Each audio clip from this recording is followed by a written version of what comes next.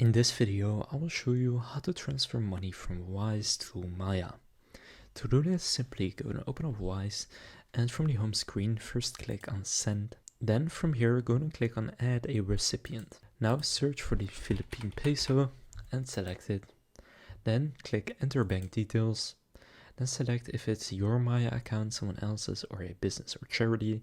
I'll say someone else. Then instead of local bank account, you want to set it to e-wallet. And then in wallet provider, you want to go and select Pay Maya, which is the same as Maya.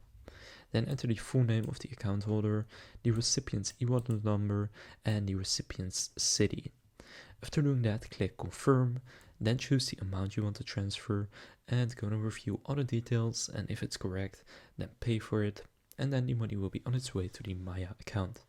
So that's how to transfer money from Wise to Maya. If this video was helpful, please consider leaving a like and subscribing to my channel. With that being said, I will see you in the next video.